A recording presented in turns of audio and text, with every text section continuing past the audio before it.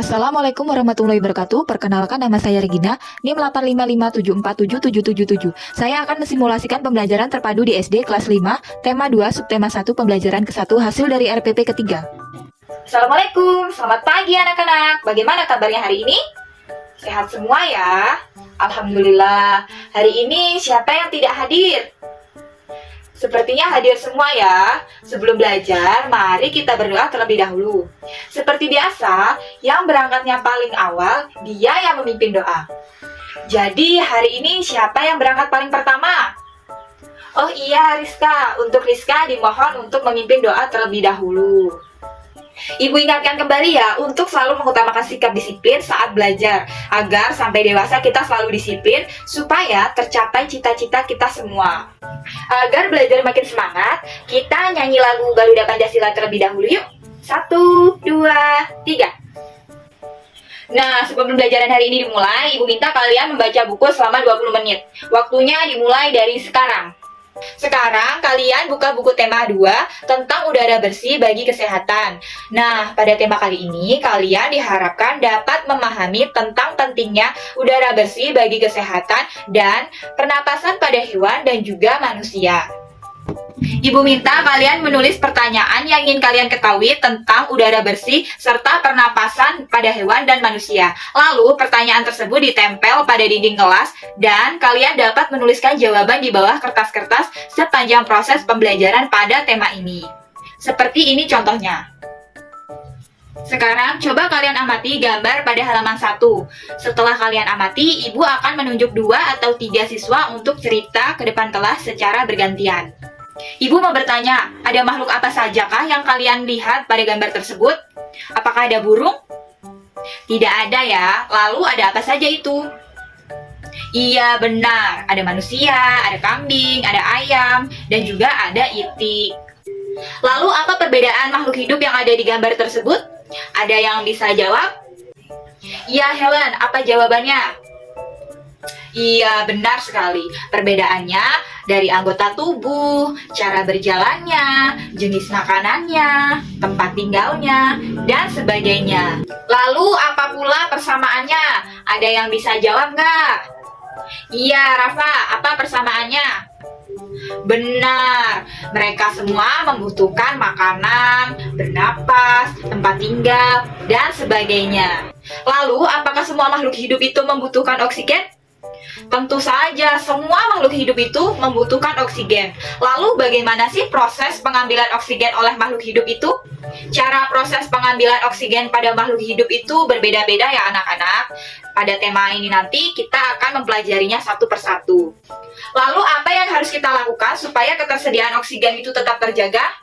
Ya, ketersediaan oksigen dapat terjaga apabila kita melestarikan lingkungan dengan menanam tanaman hijau seperti pohon.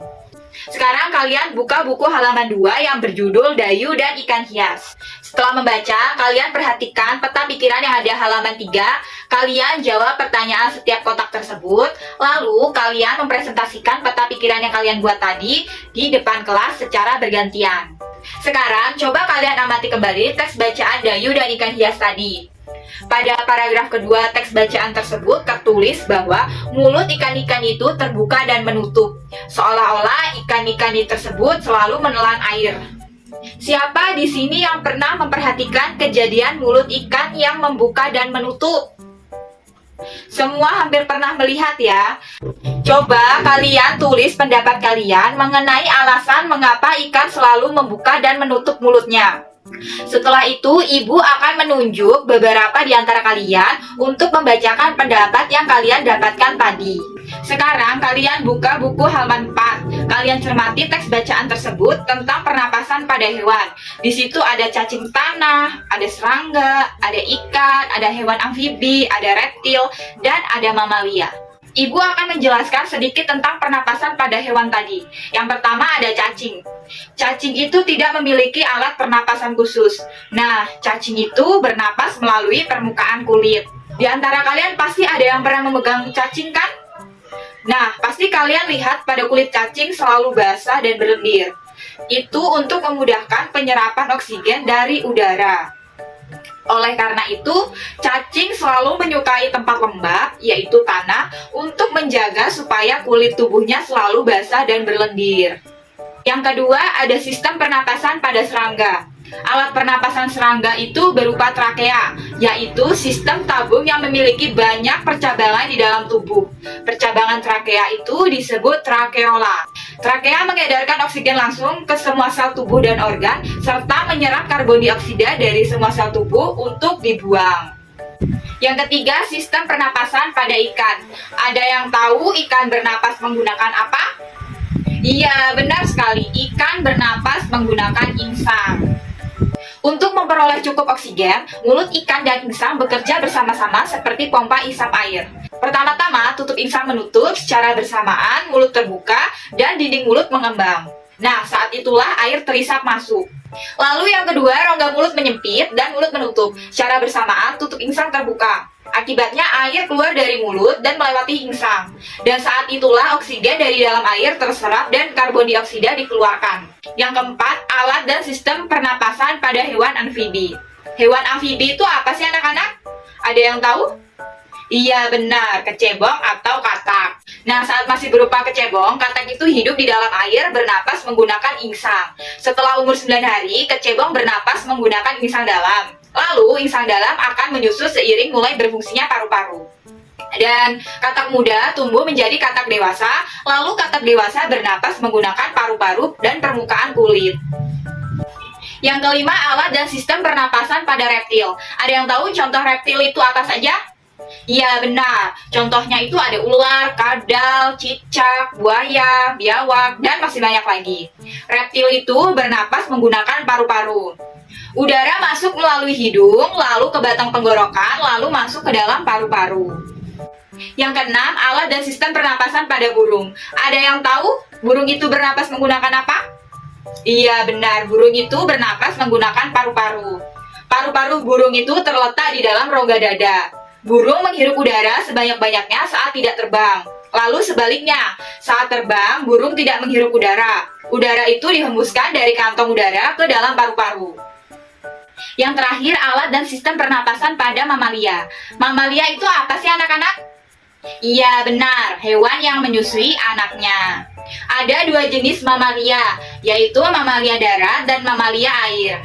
Contoh mamalia darat apa saja sih? Iya, contohnya ada sapi, kerbau, kuda, kambing, dan masih banyak lagi. Lalu mamalia air itu apa saja sih? Iya, paus dan lumba-lumba. Apa sih perbedaan kedua mamalia itu? Kalau alat pernapasan mamalia darat itu terdiri atas hidung, pangkal tenggorokan, batang tenggorokan, dan paru-paru.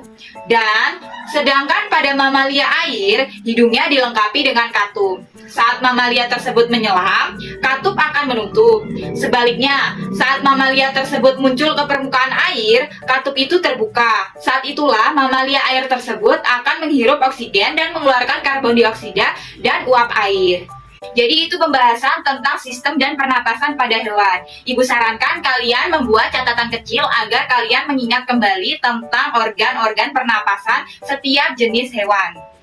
Sekarang tugas kalian membentuk sebuah kelompok. Nah, setiap kelompok membuat bagan cara kerja organ pernapasan salah satu jenis hewan. Kalian boleh menggunakan informasi yang kalian dapatkan dari teks bacaan yang ada di buku itu. Paham kan anak-anak? Dari pembelajaran yang kita bahas tadi, apakah ada yang ingin bertanya? Jika tidak ada, mari kita tutup pembelajaran hari ini dengan menyanyikan lagu berdaerah yang berjudul Ampar-Ampar Pisang. Mari kita nyanyikan bersama-sama. 1, 2, 3.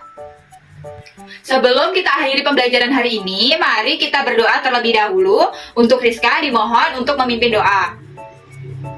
Alhamdulillah selesai juga pembelajaran hari ini. Ibu akhiri, wassalamualaikum warahmatullahi wabarakatuh.